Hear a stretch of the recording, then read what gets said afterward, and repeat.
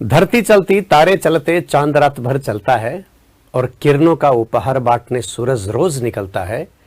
हवा चले तो महक बिखेरे, तुम भी ठाले मत बैठो, आगे आगे बढ़ना है तो हिम्मत हारे मत बैठो। आइए शुरू करते हैं। राजस्थान के इतिहास में जो राजस्थान की जो सोर्सेज हैं, स्रोत हैं, इन स्रोतों के ऊपर जो प्रश्न है, ठीक है। क्या राम प्रसाद क्या कह रहे, जो हो गया उसे सोचा नहीं करते, जो मिल गया उसे खोया नहीं करते, हासिल होने होती है सफलताओं, सफलता जो वक्त और हालात पर रोया नहीं करते। अरे वाह, क्या बात है राम प्रसाद, शाबाश। तो चलिए राम प्रसाद के इसी डायलॉग के साथ हम बात करते हैं आगे। निम्नलिखित में से किस अभिलेख में चौहानों को वत्स गोत्रीय ब्राह्मणों की संतान बताया गया है? चलिए अब देखो कि चौहानों को वत्स गोत्रीय ब्राह्मणों की संतान तो बिजोलिया अभिलेख में बताया गया है, बिजोलिया अभिलेख में, पर इसके पीछे की थोड़ी सी बातचीत अपने को देखनी है। अब देखो जो बिजोलिया शिलालेख है वो 1170 ईस्वी का है, ठीक है। 1170 ईस्वी का बिजोलिया शिलालेख है, 1170 ईस्वी का। एक चौहान शासक हुआ करते थे, सोमेश्वर चौहान। सोमेश्वर चौहान, सोमेश्वर चौहान जो 1166 से जो 1100 यूँ कहे कि 77-63 से 1163 से लेकर के 77 तक इनका काल माना जाता है। सोमेश्वर चौहान पृथ्वीराज चौहान के पिता थे, कर्पूरी देवी के हस्बैंड थे। अब सोमेश्वर चौहान के काल में बिजोलिया शिलालेख की रचना की। बिजोलिया शिलालेख के ऊपर अपने लिए कुछ और भी प्रश्न है, जैसे इसके रचयिता कौन थे। रचयिता, सबके रचयिता तो याद करने की आवश्यकता नहीं है आपको, पर मुख्य तो जरूर याद कर लें। रचयिता गुणभद्र नाम का एक व्यक्ति था, गुणभद्र। ऐसे ही एक प्रश्न आता है कि इसका जो उत्कीर्णक कौन था।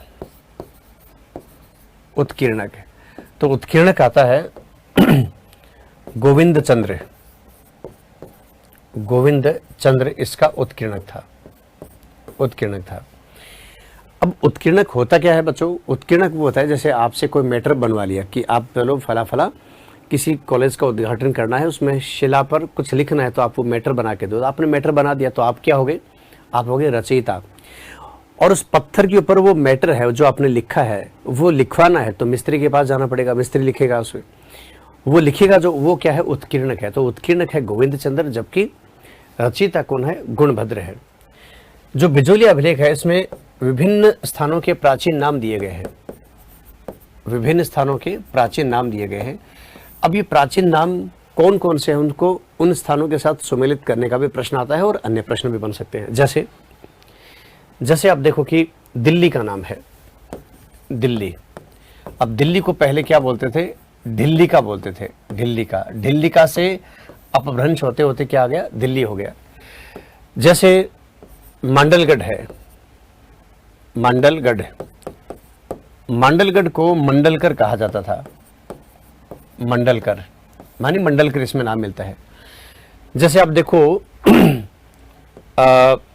जालोर नाम है, जालोर, और जालोर का इसमें नाम मिलता है जाबालीपुर, जाबालीपुर नाम मिलता है। जैसे बिजोलिया है, बिजोलिया का नाम मिलता है विंध्यवल्ली, विंध्यवल्ली। अब आप इसमें कह सकते हो कि सर विंध्यवल्ली नहीं, विजयवल्ली सुना है हमने तो। हाँ, विजयवल्ली नाम था, पर विंध्यवल्ली का ही अपभ्रंश विजयवल्ली हो गया। इस अभिलेख में हमें इसका नाम विंध्यवल्ली मिलता है, यानी विंध्यांचल पर्वतमाला के उत्तर में जो है वो विंध्यवल्ली। तो ये बिजोलिया। इसी प्रकार इसमें आप नाडोल का नाम, जो नाडोल है, नाडोल को भी क्या कहा गया है? नड्डुल कहा गया इसमें नड्डुल कहा गया। तो पुराने जो नाम है वो इसमें मिलते हैं। बिजोलिया जो शिलालेख है, इसी बिजोलिया शिलालेख में चौहानों को वत्स गोत्रीय ब्राह्मणों की संतान कहा गया। ये बहुत जोरदार अपने पास एक स्रोत है। जब एक सिद्धांत हम पढ़ते हैं राजपूतों की उत्पत्ति के सिद्धांत, उसमें हम देखते हैं कि ब्राह्मणों से उत्पत्ति है राजपूतों की। तो राजपूतों की जो ब्राह्मणों से उत्पत्ति का सिद्धांत, उसमें जब चौहानों के ऊपर हम उदाहरण देते हैं या फिर उस पर प्रश्न आता है, तो उसमें ये पूछा जाता है कि भाई चौहानों को ब्राह्मणों की संतान किस में कहा गया है? तो बिजोलिया शिलालेख में। या चौहानों को वत्स गोत्रीय ब्राह्मणों की संतान किस में कहा गया? तो यही है।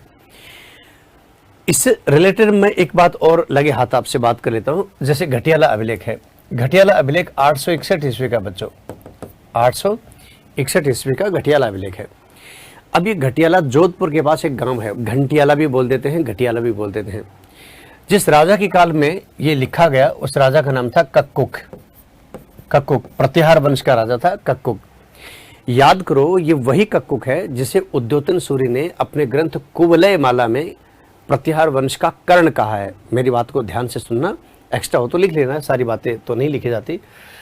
घटियाला अभिलेख। अब घटियाला अभिलेख में प्रतिहार वंश का जो संस्थापक है उसका नाम दिया गया है हरिश्चंद्र।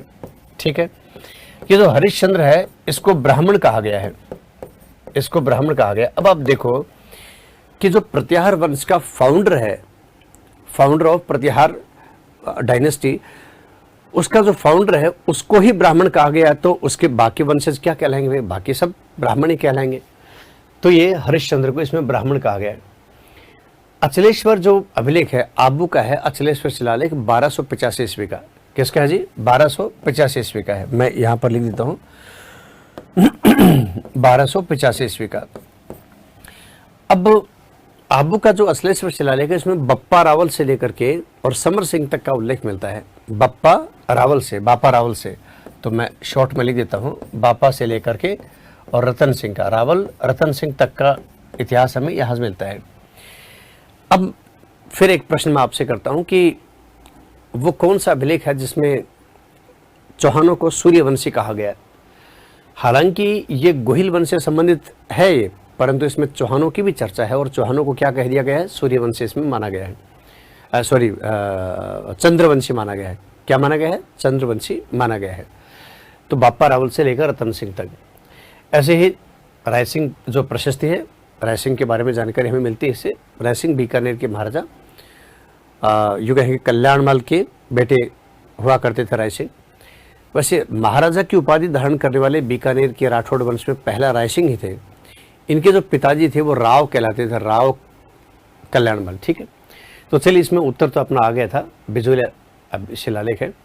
तो इससे रिलेटेड जो प्रश्न है वो थोड़ा सा आप देख लीजिएगा और याद करने की कोशिश करिएगा।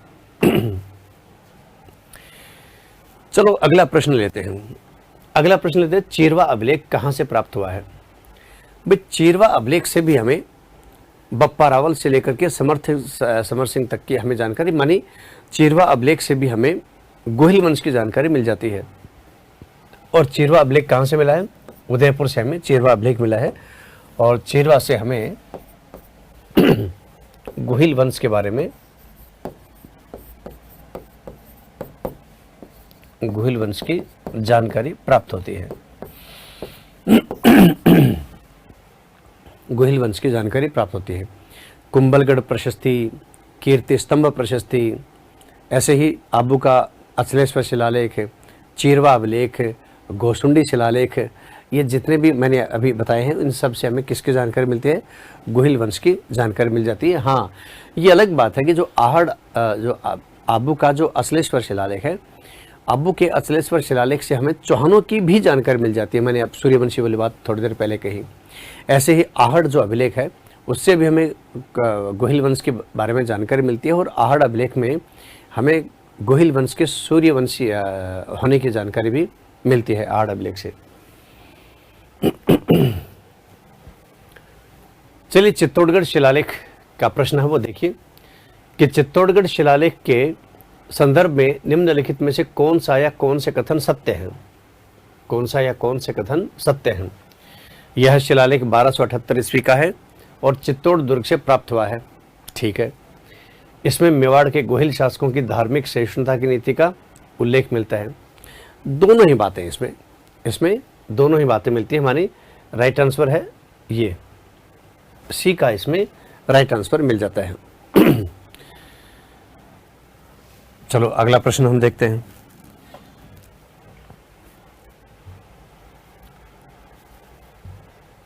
जैन कीर्ति स्तंभ प्रशस्ति किसे समर्पित है? जैन कीर्ति स्तंभ प्रशस्ति किसे समर्पित है? अब आप देखो कि जैन कीर्ति स्तंभ किसको समर्पित है, उसी को ये कीर्ति स्तंभ प्रशस्ति है। पार्श्वनाथ, महावीर स्वामी, आदिनाथ, नेमिनाथ, कौन है ये? पार्श्वनाथ, आदिनाथ, नेमिनाथ, ये सब कौन है? ये जैन तीर्थंकर हैं। ये कौन है? जैन तीर्थंकर हैं। ये तीर्थंकर क्या होता है भाई? भवसागर रूपी तीर्थ से पार लगाने के लिए, भवसागर से पार लगाने के लिए तीर्थ या घाट का निर्माण करने वाले, यानी मोक्ष की ओर ले जाने वाला या उसको दिशा देने वाला जैन धर्म का जो प्रचारक है वो तीर्थंकर। और इसमें आदिनाथ को समर्पित है। कौन आदिनाथ? जैन धर्म के पहले तीर्थंकर। इनका एक नाम और मिलता है और वो है ऋषभ देव। ऋषभ देव। आदि का मतलब होता है शुरुआती, आदिनाथ, शुरुआती नाथ। ऋषभ देव इनका नाम है और ये प्रथम तीर्थंकर हैं। ये प्रथम तीर्थंकर माने गए हैं। आदिनाथ को समर्पित है ये।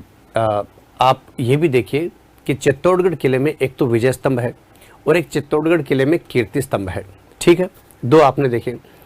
जो चित्तौड़गढ़ किले में विजय स्तंभ है वो चित्तौड़गढ़ की पश्चिमी दीवार के पास है और चित्तौड़गढ़ में जो कीर्ति स्तंभ है जो 7 मंजिला है, जबकि विजय स्तंभ 9 मंजिला है। ठीक है ना? कीर्ति स्तंभ पूर्वी दीवार के पास है और वो कीर्ति स्तंभ जो 7 मंजिला है, जैन महाजन जीजा ने जिसका निर्माण करवाया था, वो आदिनाथ को ही समर्पित है। तो इसमें राइट आंसर क्या आएगा? आदिनाथ। एक प्रश्न और पूछा गया कि आदिनाथ का प्राचीनतम उल्लेख हमें किस में मिलता है? तो ऋग्वेद में मिलता है। ऋग्वेद में उल्लेख मिलता है।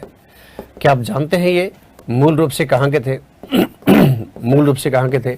तो ये मूल रूप से जो मूल निवासी है ये अयोध्या के निवासी थे। मूल निवासी थे, अयोध्या के निवासी थे।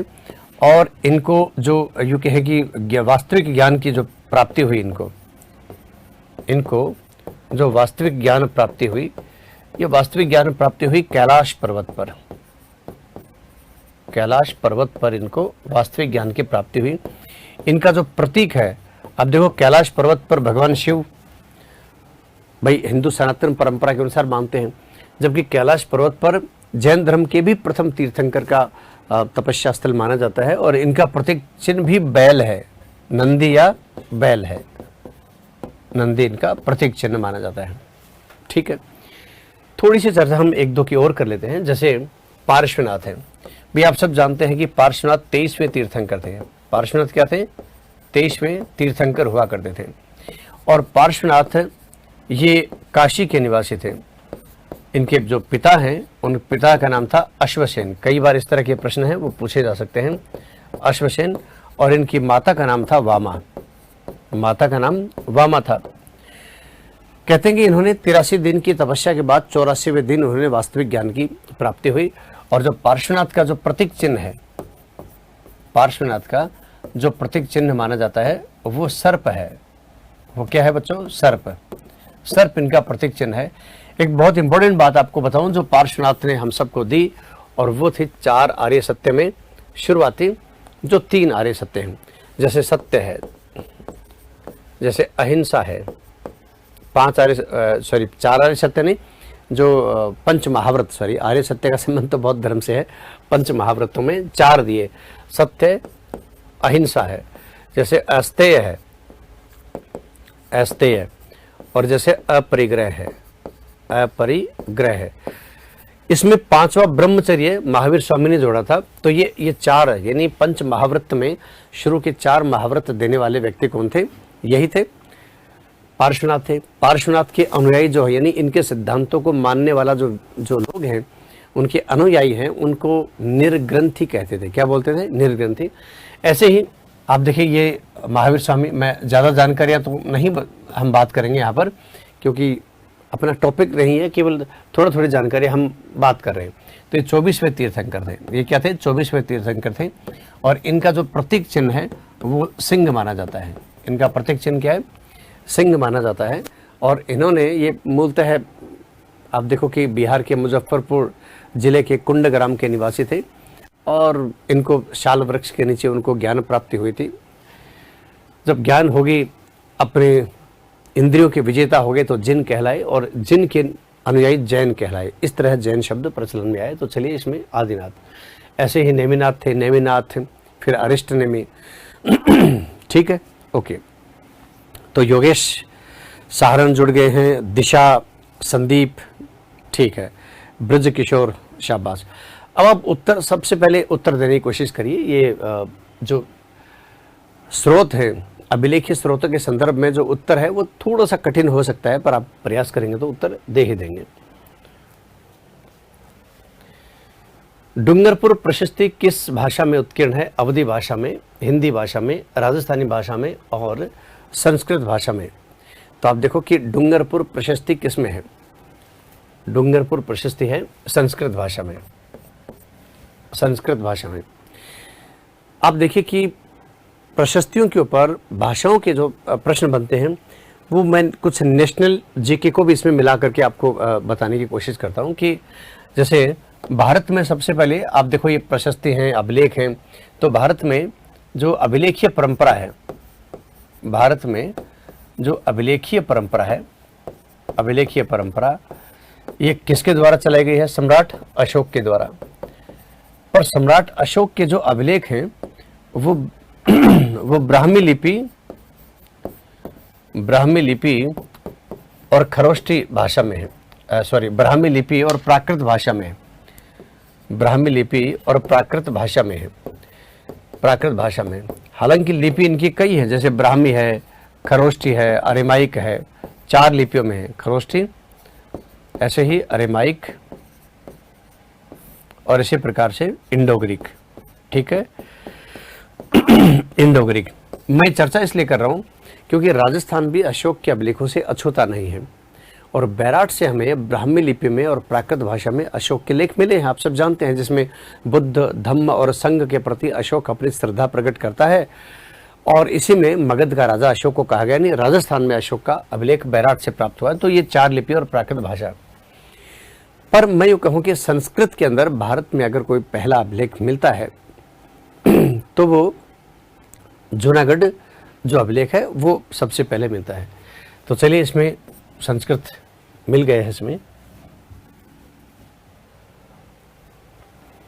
महाराणा मोकल के काल में आरंभ की गई तुलादान पद्धति का उल्लेख किस अभिलेख में है?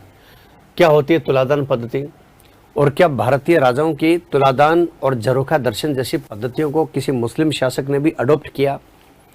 तो तुलादान क्या होता है? जैसे सप्ताह में एक बार, अक्सर बुधवार का दिन चुना करते थे, राजा अपने वजन तुलता था और एक तरफ तुला के अंदर सोना रखा जाता था या जो भी वो दान में देते थे, और उसके वजन जितना जो सोना है वो राजा रानी के दर्शन के लिए आए हुए लोगों को वो दान में थोड़ा थोड़ा दे देते, उसको कहते तुला दान। और जब झरोखे से राजा रानी दर्शन देते थे प्रजा को, उसको कहते थे झरोखा दर्शन। जैसे पहले झरोखा दर्शन दिया, उसके बाद जितने लोग आए हुए थे उनको तुलादान दे दिया। मेवाड़ में हीरों का तुलादान भी प्रचलन में था, हीरों का तुलादान। तो चलिए इसमें पूछा गया कि महाराणा मोकल, महाराणा लाखा और हंसाबाई का जो बेटा वो कौन? महाराणा मोकल।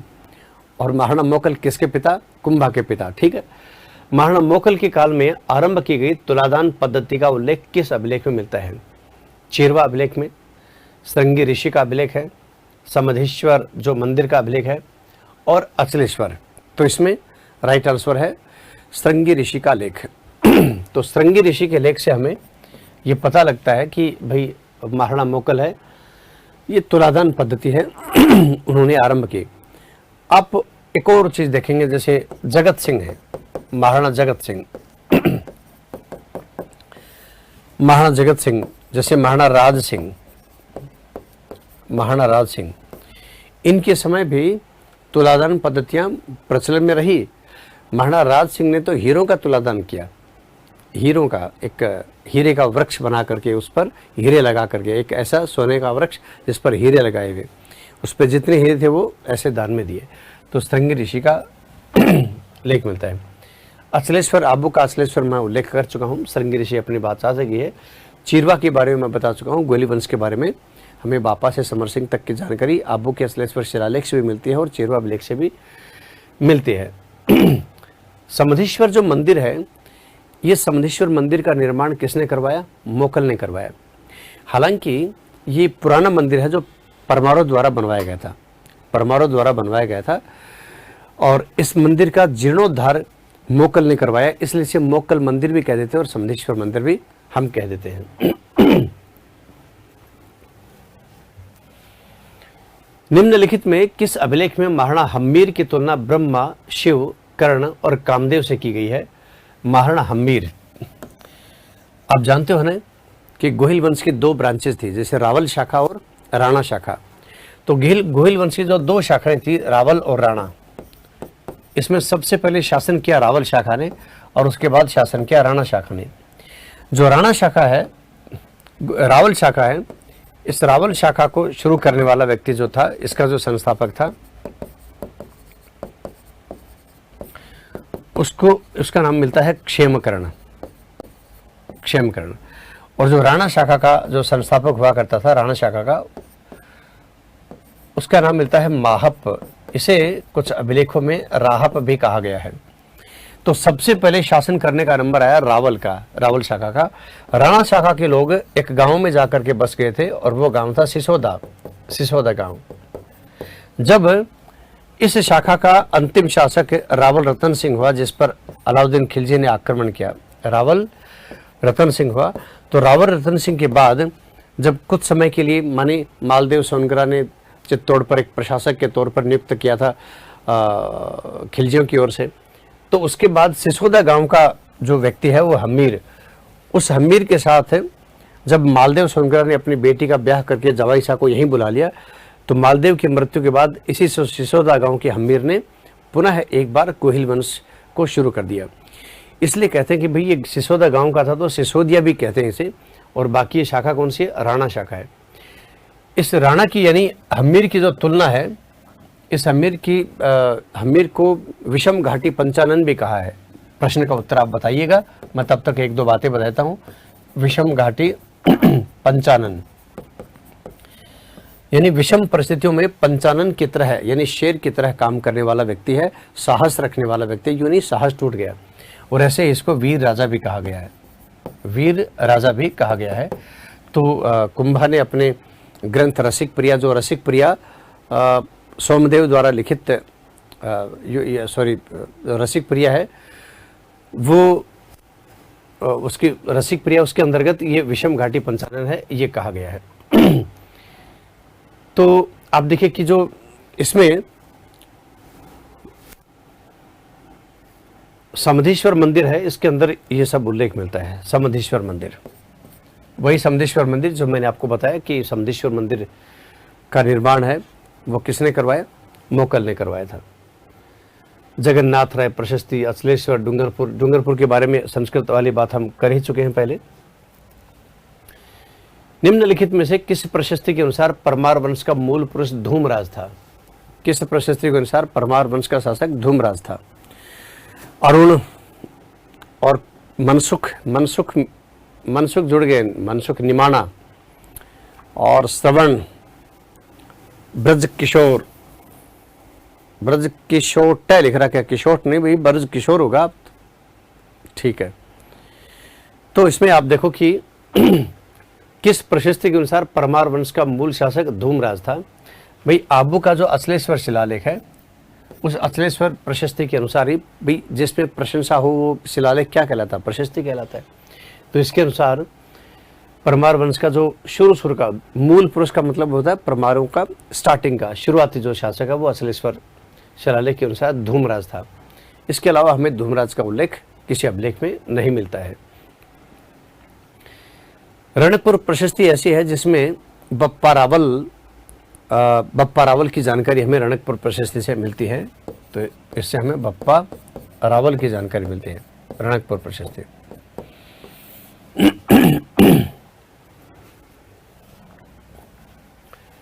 मिहिर भोज प्रशस्ति के संदर्भ में कौन सा कथन गलत है, मानी असत्य है? ये जरूर देखना। कई बार प्रश्न हमें आता है, उसके बाद भी हम इसमें गलत कर देते हैं, क्योंकि हम ये नहीं देखते कि भाई सत्य असत्य। हम सोचते हैं कि जो हमें आता है वही पूछा गया होगा। तो इसमें सत्य असत्य का भी थोड़ा देख लीजिए।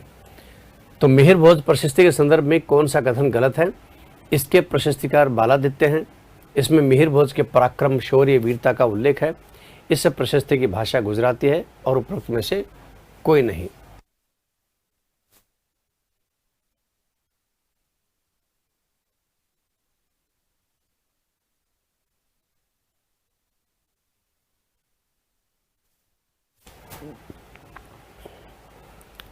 तो इसमें इस प्रशस्ति बालादित्य है, इसमें मिहिर भोज के पराक्रम, शौर्य और वीरता का उल्लेख है। इस प्रशस्ति की भाषा गुजराती है और इसमें उपयुक्त में से कोई नहीं। तो मिहिर भोज प्रशस्ति के संदर्भ में कौन सा कथन गलत है? तो 9 में जो गलत है वो है इस प्रशस्ति की भाषा गुजराती है, बाकी सारा ठीक है। मिहिर भोज प्रशस्ति, तो आप देखिए ये संस्कृत के अंदर ये अभिलेख मिल जाते हैं अपने को। प्रतापगढ़ शिलालेख में निम्नलिखित में से किस शासक का उल्लेख मिलता है? गुर्जर प्रतिहार शासक महेंद्रपाल का, प्रतापगढ़ और चौहान शासक विग्रहराज चतुर्थ का, भाटी शासक हर राय का और राठौड़ शासक मालदेव का। तो प्रतापगढ़ शिलालेख से हमें किसके बारे में जानकारी मिलती है? तो इसमें आप देखो कि गुर्जर प्रतिहार शासक महेंद्रपाल का। भाई महेंद्रपाल जो है महेंद्रपाल है, ये 900 यूँ कहे कि 910 ईस्वी तक इसका शासन था। 885 से लेकर के 910 ईस्वी तक महेंद्रपाल का शासन था। और ये महेंद्रपाल फर्स्ट का मतलब है, यहाँ पर महेंद्रपाल फर्स्ट से मतलब है। इस महेंद्रपाल के संदर्भ में अपने को एक दो जानकारियां और हम देख सकते हैं कि राजशेखर नाम का एक जो लेखक था राजशेखर, वो इसी के दरबार में था। राजशेखर वैसे मूल रूप से तो महाराष्ट्र का रहने वाला था, एक यूँ कहें कि राजपूत क्षत्रिय जो था, और इसकी जो पत्नी थी अवंती सुंदरी वो चौहान थी, वंश से चौहान थी। तो राजशेखर इसके दरबार में था, दरबारी साहित्यकार था। और राजशेखर ने जो किताबें लिखी उसके ऊपर जरूर मिलता है, जैसे कर्पूर मंजरी एक किताब का नाम है, कर्पूर मंजरी। जैसे काव्य मीमांसा एक और किताब है, काव्य मीमांसा। जैसे आप देखो बाल रामायण है, बाल रामायण, ऐसे ही बाल भारत है। बाल भारत के ऊपर तो एक प्रश्न भी पूछा गया है कि वह कौन सा ग्रंथ है जिसे प्रचंड पांडव कहा गया है, प्रचंड पांडव कहा गया है, तो ये बाल भारत। ऐसे ही किताब है विद्यासाल भंजी का, विद्यासाल भंजी का भी एक इसकी अच्छी किताब है, विद्यासाल भंजी का। तो हरविलास भी एक किताब है, हरविलास। पर आप देखो कि इसकी जो सबसे महत्वपूर्ण किताबें हैं वो है कर्पूर मंजरी और काव्य मीमांसा। इसी राजशेखर ने महेंद्रपाल को एक उपाधि दी थी, रघुकुल चूड़ामणि की उपाधि प्रदान की थी। तो महेंद्रपाल के संदर्भ में ये कुछ क्वेश्चन आप देख लीजिए। तो महेंद्रपाल के बारे में जानकारी हमें किससे मिलती है? प्रतापगढ़ शिलालेख में। जो विग्रहराज चतुर्थ है, जिसके काल को चौहान वंश का स्वर्णकाल मानते हैं, चौहान वंश का गोल्डन पीरियड स्वर्णकाल माना जाता है। इसी ने अजमेर के अंदर एक संस्कृत पाठशाला का निर्माण करवाया था, और इसी संस्कृत पाठशाला को बाद में कुतुबुद्दीन ऐबक ने एक मस्जिद के रूप में परिवर्तित कर दिया, जिसे आजकल 2.5 दिन का झोपड़ा भी कहते हैं। इसी संस्कृत पाठशाला को हरिकेली नाम का एक नाटक लिखा। हरिकेली से तो कीलहोर नाम का एक विद्वान इतना प्रभावित हुआ कि हरिकेली नाटक के आधार पर, केवल हरिकेली के आधार पर विग्रहराज चतुर्थ की तुलना भवभूति और कालिदास जैसे विद्वानों से कर दी है। ऐसे ही कर्नल जेम्स टोड इस 2.5 दिन के झोंपड़े से इतना प्रभावित हुआ कि ये कहा कि यह हिंदू शिल्प कला का प्राचीनतम और पूर्ण परिष्कृत नमूना है। यह प्रसिद्ध वाक्य किसका है? कर्नल जेम्स टोड का है, यानी लेफ्टिनेंट कर्नल जेम्स टोड का है। तो विग्रहराज चतुर्थ की बहुत सारी बातें हैं। आप देखो इसके दरबार में एक नरपति नाल रहता था, जिसने ललित विग्रहराज की रचना की। सोमदेव रहता था। तो आप देखिए सोमदेव। ऐसे ही एक धर्मघोष सूरी रहता था, जिसके कहने पर इसने पशुवध पर रोक लगा दी थी। तो ये गुर्जर प्रतिहार शासक महेंद्रपाल। आदिवराह अभिलेख कहां से प्राप्त हुआ है? आदिवराह अभिलेख कहां से प्राप्त हुआ है? आप देखो अभिलेख के बारे में जो इंपॉर्टेंट जानकारी है वो अभिलेख के भीतर क्या है वो जानकारी आपको ज़्यादा होनी चाहिए। तो मांडलगढ़ से, मंडोर से, आहड़ से या रणथंभौर से आदिवराह लेख हमें ये आहड़ से प्राप्त हुआ है। आहड़ के आदि वराह लेख है। आप देखो आहड़, अल्लट ने आहड़ को राजधानी बनाई थी, आप सब जानते हैं। अल्लट ने आहड़ को राजधानी बनाई थी और उसके बाद शक्ति कुमार ने वापस राजधानी है वो चेंज करके और नागदा कर दी थी। तो आदि वराह अभिलेख से हमें, अच्छा देखो, आप देखो कि जो अल्लट है अल्लट है जो गोहिल वंश का शासक है, उसने एक मंदिर का भी निर्माण करवाया था, आदि वराह मंदिर का निर्माण करवाया। आदि वराह मंदिर ठीक है बनवा दिया था, परंतु उस समय अल्लट अधीन किसके था? प्रत्याहारों के अधीन था। और इसलिए आदि वराह मंदिर की जो शैली है वो कहते हैं कि प्रत्याहारों के शासनकाल से प्रभावित है, प्रत्याहारों की शैली से प्रभावित है। जैसे प्रत्याहारों के काल में पंचायतन शैली के मंदिर बना करते थे, पंचायतन शैली के मंदिर बना करते थे। ऐसे ही प्रत्याहारों के काल में हमें यूँ कहें कि 5 स्थानों पर अगर हमें मंदिर देखते हैं, 5 स्थानों पर 1 2 3 4, तो उसे पंचायतन कहेंगे। और ये महामारू है। 5 मंदिर जब बनते हैं, जैसे आपने बहुत सारे मंदिर देखे होंगे, सच्चाई माता का मंदिर आपने देखा होगा, जैसे महावीर मंदिर देखा होगा, जैसे आपने ये आदि वराह मंदिर है, जैसे नीलकंठ महादेव मंदिर है सरिस्का वाला, जैसे हर्षद माता मंदिर है, ये सारे इसी शैलियों पर निर्भर करते हैं। मंडोर पुराना स्थान है मंडोर, और इसका प्राचीन नाम मांडव्यपुर है, आप सब जानते हैं। मांडव्यपुर इसका पुराना नाम है। निम्नलिखित में से किस अभिलेख में पंचरात्र संप्रदाय का उल्लेख मिलता है? मिहिर भोज प्रशस्ति, आदि वराह अभिलेख, नाथ प्रशस्ति, घटियाला अभिलेख। तो इसमें किसमें इस तरह का मिलता है? तो इसमें राजेश कुमार, डियर सर अभी तक कोर्स भी नहीं करवाया, उससे पहले क्वेश्चन आंसर क्यों करवा रहे हैं? ये तो जब आपको ऐप दिया गया था तब ये पहले आपसे एक तरह से एक्स्ट्रा देने के लिए कह दिया गया था कि भी आपको क्वेश्चंस वगैरह देंगे, तो सिलेबस तो होगा ही होगा। अभिलेख के कालक्रम को आप ज़्यादा याद मत करिए। अगर ये डेट्स आप ज़्यादा रटेंगे तो डेट्स के ऊपर आप पीछे आप देखिए, कभी भी इन डेट्स के ऊपर प्रश्न नहीं पूछे गए हैं। प्रश्न पूछे गए हैं अभिलेख के अंदर वास्तव में है क्या। ऐसे ही किसी राजा की भी डेट याद मत करिए आप कि कौन सा राजा, हालांकि पढ़ाते समय टीचर करवाते हैं, मैं भी करवाता ही हूँ, पर ये कालक्रम के चक्कर में यानी डेट्स का एक टोकरा सिर पर हो जाएगा। तो अनावश्यक मत, क्या पढ़ना है क्या छोड़ना है ये थोड़ा देखिए आप, ठीक है। हिस्ट्री की क्लासेस कब से लगेंगे? तो ये मिल जाएगी सूचना आपको, ठीक है अरुण कुमार। तो आप देखिए निम्नलिखित में से किस अभिलेख में पंचरात्र संप्रदाय का उल्लेख मिलता है? मिहिर भोज प्रशस्ति, आदि वराह प्रशस्ति। अच्छा, तो यूँ बताइए वराह का मतलब क्या है? वराह का मतलब सुअर से है। भगवान विष्णु का जो 12 अवतार थे, उस 12 अवतारों में एक जो सबसे प्रसिद्ध अवतार है वो वराह अवतार है, सबसे प्रसिद्ध अवतार वराह अवतार है। तो आप देखो पंचरात्र का संबंध किससे है? पंचरात्र का संबंध किससे है? तो पंचरात्र का वैष्णव संप्रदाय से है, और वराह का भी संबंध किससे है? वैष्णव संप्रदाय से है। तो आप देखिए इसमें इसका आदि वराह से इसका मतलब है। घटियाला का उल्लेख मैं पहले कर चुका हूं। प्रत्याहार वंश का प्रारंभिक वंशावली है, प्रत्याहारों की जो प्रारंभिक वंशावली है, प्रत्याहार शासकों की जो प्रारंभिक वंशावली है, प्रारंभिक वंशावली वो यहीं पर मिलती है।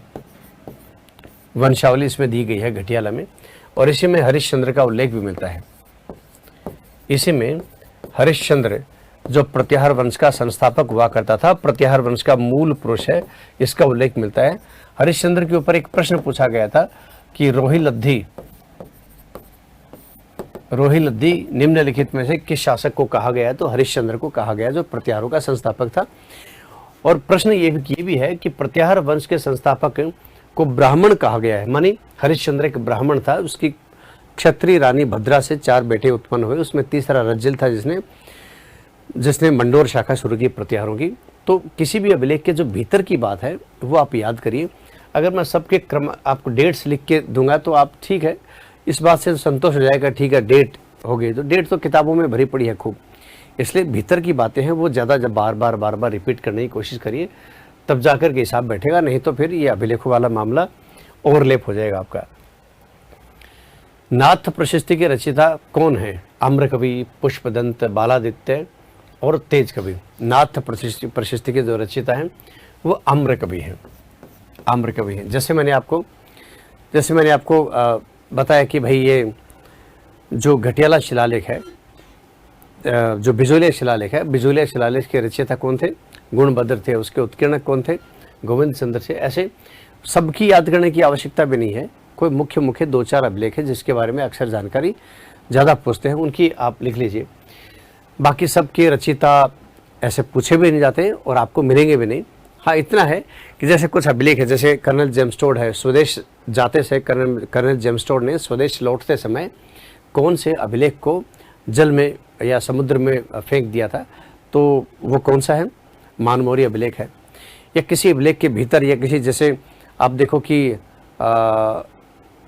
महाराणा लाखा और हंसाबाई का जो विवाह है, उस विवाह का उल्लेख हमें किस अभिलेख से मिलता है?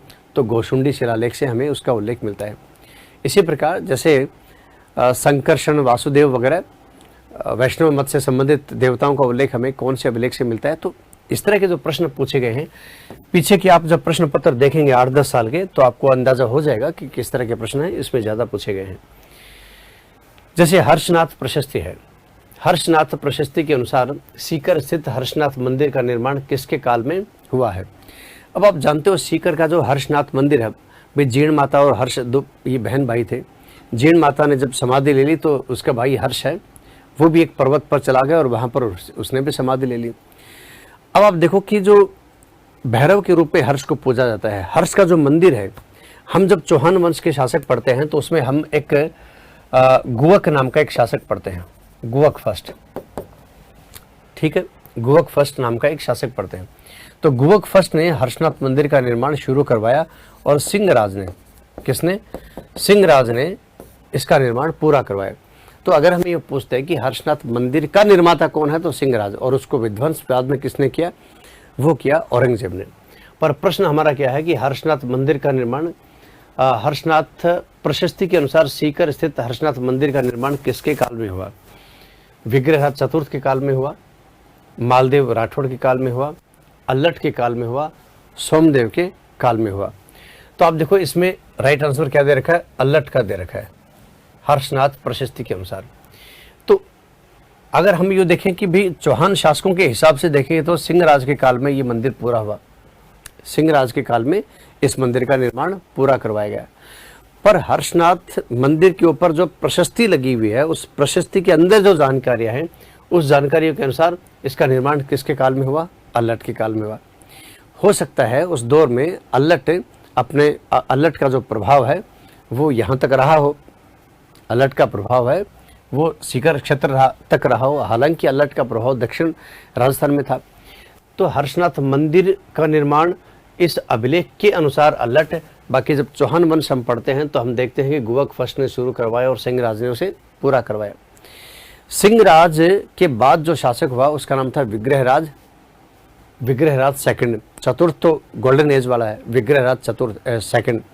विग्रहराज सेकंड के काल में वो हर्षनाथ अभिलेख है, उस हर्षनाथ अभिलेख की 10वीं शताब्दी में रचना की गई थी। तो इस प्रकार जो दिखता है कई बार वो होता नहीं है, और कई बार होता है वो दिखता नहीं है। तो इस प्रकार के जो अभिलेखों वाले प्रश्न हैं वो थोड़ा सा सावधानी से ही पढ़ने चाहिए। निम्नलिखित में से किस अभिलेख में मौर्य शासक धवल का उल्लेख मिलता है? मौर्य शासक धवल का उल्लेख मिलता है बुचकला शिलालेख, कणस्वा शिलालेख, अपराजित का लेख और घटियाला शिलालेख। तो इसमें जो कणस्वा जो स्थान है वो कोटा का है, कणस्वा स्थान का है, कोटा का है। तो आप देखिए कणस्वा जो अभिलेख है उससे हमें मौर्य वंश के शासक धवल का उल्लेख हमें मिलता है। आप देखोगे कि मौर्यों ने इधर भी राज्य किया, मौर्य और गुप्त, मौर्य वंश और गुप्त वंश के जो शासक हैं। अब इससे रिलेटेड अगर राजस्थान में स्थान हम देखें मौर्यों का, तो एक तो कणस्वा से हमें इसकी जानकारी मिलती है, यानी कोटा से। और एक आप देखो कि जो चित्रांगद मौर्य है जिसने चित्तौड़गढ़ दुर्ग का निर्माण करवाया था, चित्तौड़ दुर्ग का निर्माण भी मौर्यों ने करवाया। इससे हमें जानकारी मिलती है कि संभवतः है जब मगध में सेंटर में यानी केंद्रीय सत्ता जब मौर्यों की चली गई थी तो कुछ प्रांतीय स्तर पर मौर्यों ने अपना शासन स्थापित किया था। जैसे मैं आपको एक उदाहरण देता हूँ गुप्तों का। अब गुप्तों की हो सकता है सेंटर में सत्ता चली गई हो पर उसके बाद भी मिलते हैं। जैसे आप देखो कि एक नलियासर नाम का स्थान है, नलियासर। अब ये नलियासर कहाँ है भाई? जयपुर में है नलियासर। ऐसे ही जो प्रश्न आपका पूछा गया है बयाना वाला, बयाना का प्रश्न तो 2-3 बार आ गया, सबको रट भी गया होगा बयाना में। तो बयाना भरतपुर के अंदर, तो यहाँ से हमें क्या मिले हैं? यहाँ से हमें गुप्तकालीन सिक्के मिले हैं। इन दोनों से हमें गुप्तकालीन सिक्के मिले हैं, गुप्तकालीन सिक्के मिले हैं। तो इनसे हमें गुप्तों के बारे में जानकारी मिल जाती है। जैसे आप देखो कि एक प्रभाकर वर्धन नाम का एक व्यक्ति आपने सुना होगा, जो प्रभाकर वर्धन पुष्यभूति वंश का था। प्रभाकर वर्धन के ही बेटे का नाम हर्षवर्धन था। जब ह्वेनसांग इधर यात्रा पर आया था तो ह्वेनसांग प्रत्याहारों के काल में भी आया था, तो उसने ये सब बातें की जानकारी भी दी है कि भाई ये कुचेलो जो इनका प्रत्याहारों का राज्य था और पीलो भोलो जो भीनमाल था, तो कभी हर्षवर्धन का भी इस पर, भाई आप सब जानते हैं कि हर्षवर्धन के काल में ही ह्वेनसांग आया था उत्तर भारत में। तो फिर उससे हमें वर्धन वंश के भी राजस्थान में अधिकार होने की जानकारी मिल जाती है। ऐसे ही गुप्तों के अधिकार होने की जानकारी मिल जाती है। ऐसे ही मौर्यों के राजस्थान के क्षेत्र पर अधिकार होने की जानकारी मिल जाती है। ऐसे ही कुषाणों के भी सिक्के हमें यहाँ से प्राप्त हुए हैं। कुषाणों के नलियासर से हमें कुषाणों के सिक्के भी प्राप्त हुए हैं। कुषाण शासक हुविष्क हुआ करता था। कुषाण शासक कौन था? हुविष्क। तो हुविष्क के भी हमें सिक्के यहाँ से प्राप्त हुए, जो बहुत ही बढ़िया प्रश्न है और कई बार पूछा गया प्रश्न है। तो चलिए, गटियाला के बारे में, अपराजित के बारे में पहले चर्चा कर चुका हूं। मानमोरी का शिलालेख मानसरोवर झील के तट पर, मानमोरी का शिलालेख मानसरोवर झील के तट पर किसे प्राप्त हुआ? अब मानसरोवर झील के तट पर मानमोरी का अभिलेख, भाई मानमोरी अभी मैं चर्चा करके आया हूँ मानमोरी अभिलेख की, कि मानमोरी अभिलेख कौन सा है? कर्नल जेम्सटोड ने, यानी लेफ्टिनेंट कर्नल जेम्सटोड ने स्वदेश लौटते समय एक अभिलेख को फेंक दिया था। उस अभिलेख को फेंकने से पहले उसके भीतर की सारी जो जानकारी है वो उसने लिखित रूप में अपने पास ले ली थी। तो टोड ने बाद में जब annuls and antiquities of Rajasthan लिखा तो उसमें इन सब अभिलेखों से उसे हेल्प मिली। तो यानी ये टोड के ही साथ है ये बात, ये टोड जेम्सटोड। डी.आर. भंडारकर की जहाँ तक हम बात करते हैं, भाई डी.आर. भंडारकर है। डी.आर. भंडारकर आपने माध्यमिका नाम या नगरी नाम आपने नाम सुना होगा। इसके शुरुआती स्थानों की जानकारी प्राप्त करने में डी.आर. भंडारकर, सी.एल. कार्लाइल, इनका बड़ा योगदान है। सी.एल. कार्लाइल तो 1871 में, पर उसके बाद अगर 1904 के आसपास डी.आर. भंडारकर ने माध्यमिका या नगरी, जो चित्तौड़गढ़ में शिवी जनपद की राजधानी हुआ करती थी, इसके बारे में शुरुआती जानकारियां हैं वो सी.एल. कार्लाइल और डी.आर. भंडारकर इन्होंने ही खोज के निकाली थी। कविदास श्यामल दास आप सब जानते हैं कि महाराणा शंभू सिंह जी के दरबार में थे और महाराणा सज्जन सिंह के काल में भी थे। इन्होंने शंभू सिंह जी के काल में वीर विनोद लिखना शुरू किया था और महाराणा सज्जन सिंह जी के काल में वीर विनोद को पूरा किया। और इन्हीं के चेले हुआ करते थे गौरीशंकर हीराचंद ओझा, जिन्होंने राजपुताने का प्राचीन इतिहास समेत बहुत सारी किताबों की रचना की। Doctor BB. लाल आप सब जानते हैं, बी.बी. लाल, ब्रजवासी लाल और बी.के. थापर, जिन्होंने कालीबंगा का। तो चलिए मैं कमेंट देख लेता हूँ। धर्म, नमस्ते टॉड, ठीक है, ओके, ताकि मैं कंटिन्यूसली अच्छे से देखकर रीडिंग करूं। जया, ठीक है, ओके। तो चलिए इसमें आगे बढ़ जाते हैं। निम्नलिखित में से मानमोरी शिलालेख के रचयिता कौन है? अब देखो, मैंने कहा ना रचयिताओं के नाम, जैसे आम्र कवि वाला थोड़ी देर पहले एक आपने देखा था, जिससे मैंने गुणभद्र वाली बात बताई थी, है ना। इस तरह मुख्य के जिनके ऊपर बार बार प्रश्न पूछे जाते हैं या जिनका उल्लेख मिल जाता है उनका जरूर। अब मानमोरी शिलालेख के रचयिता कौन है?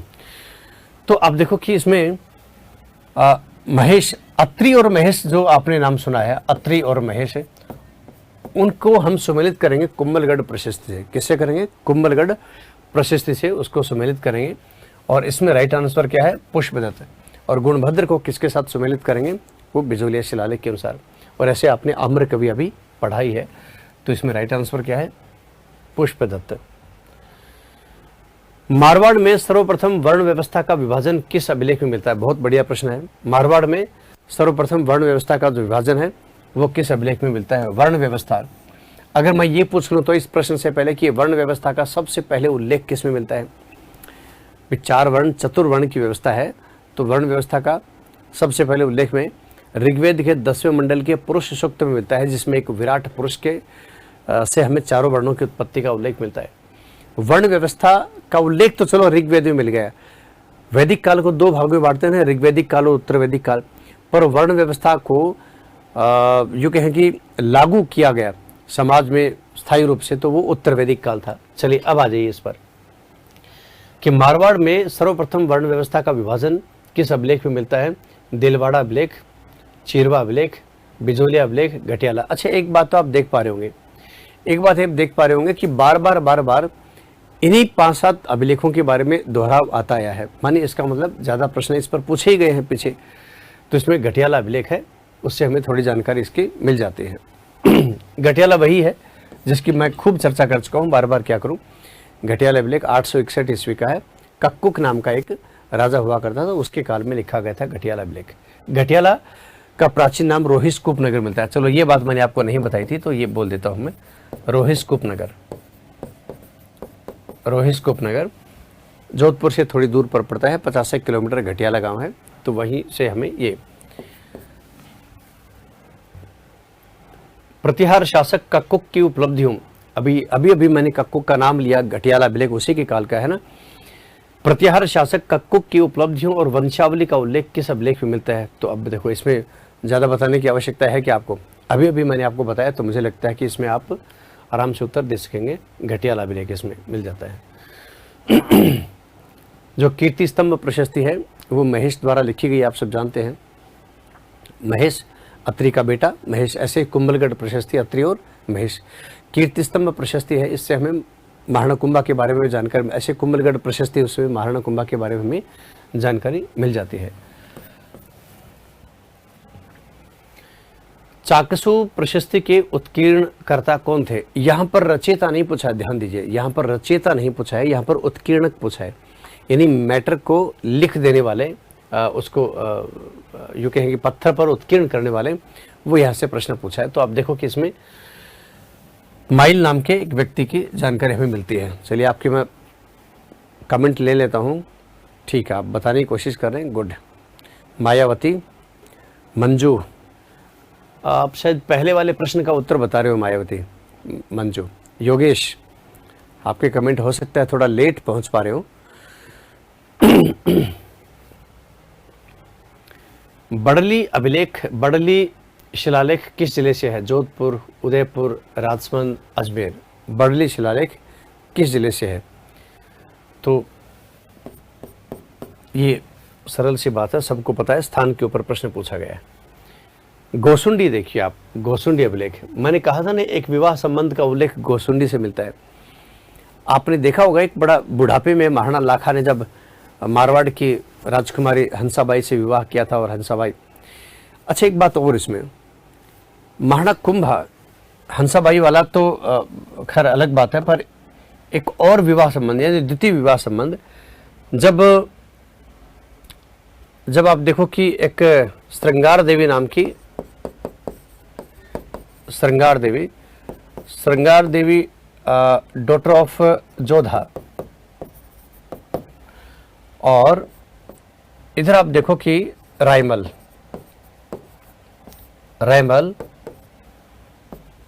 सन ऑफ कुंभा, इन दोनों के बीच वैवाहिक संबंध का उल्लेख मिलता है, इन दोनों के बीच विवाह संबंध का उल्लेख मिलता है, और श्रृंगार देवी द्वारा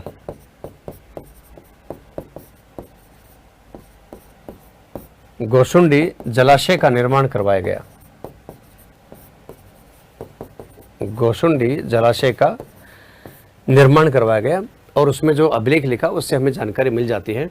तो आप देखिए इसमें गोसुंडी शिलालेख को सर्वप्रथम किसके द्वारा खोजा गया? ये तो मैंने गोसुंडी शिलालेख वाली बात, भीतर की बात जो मैंने बताई है आपको, ये किसके द्वारा खोजा गया?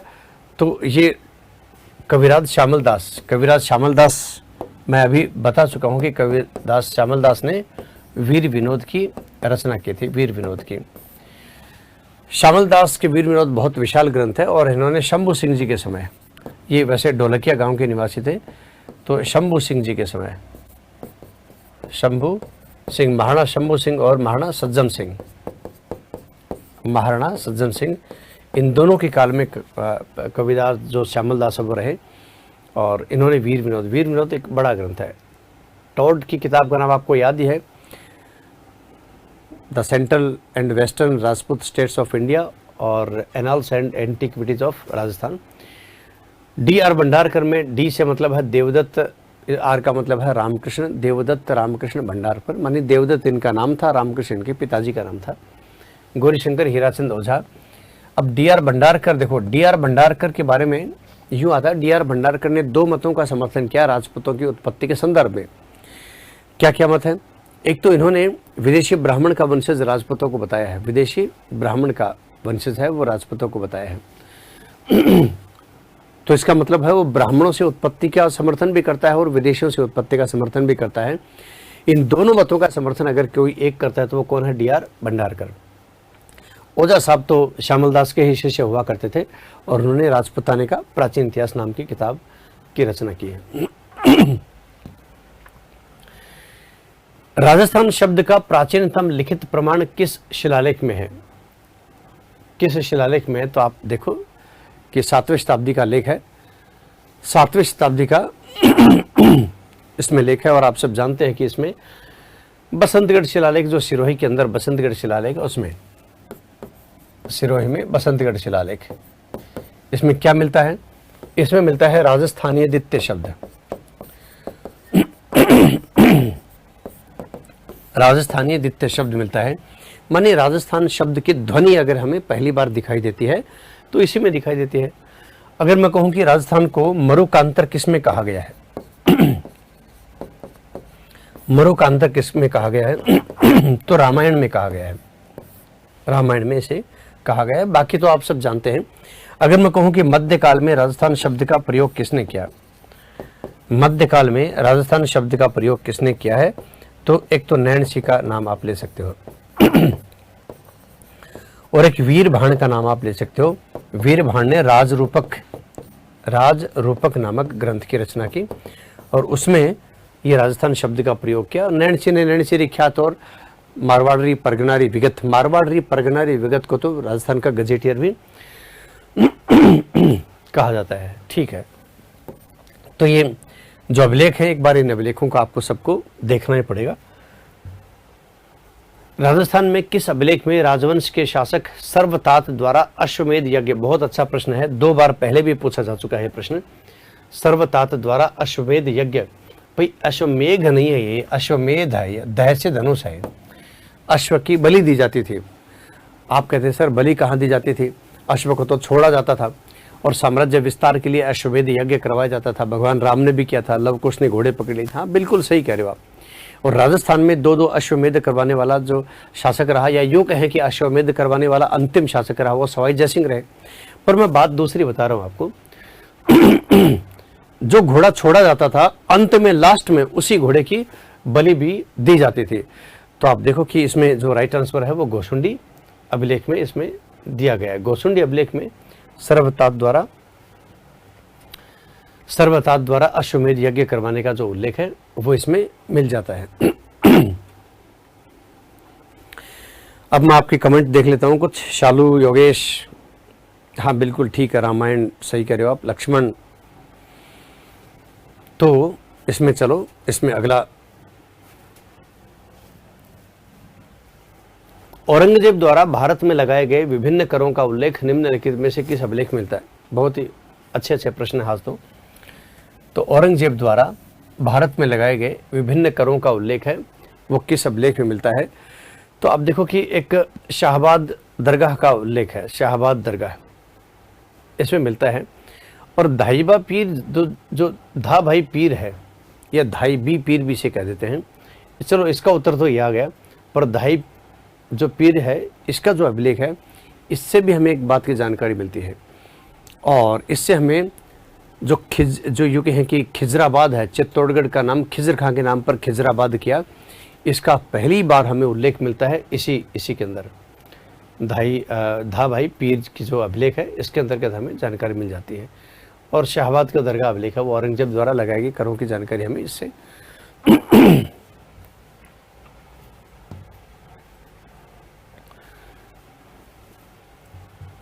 तो चलो प्रश्न यही है। तो धावाई पीर की मैंने आपको बता दिया कि खिजराबाद का उल्लेख इसमें जानकारी मिल जाती है। तो देखो अभिलेख बहुत सारे हैं, उसमें से बहुत मुख्य मुख्य अभिलेख और उसके पूछे गए उस पर बार बार रिपीट किए जाने वाले प्रश्न हैं वो यहाँ पर करवाए गए। तो आशा करता हूँ आपको समझ में आए होंगे। और चलो अगले प्रश्न पत्र में और अधिक डिटेल से हम बात करने वाले हैं। ठीक है, थैंक यू वेरी मच। जय हिंद, जय भारत।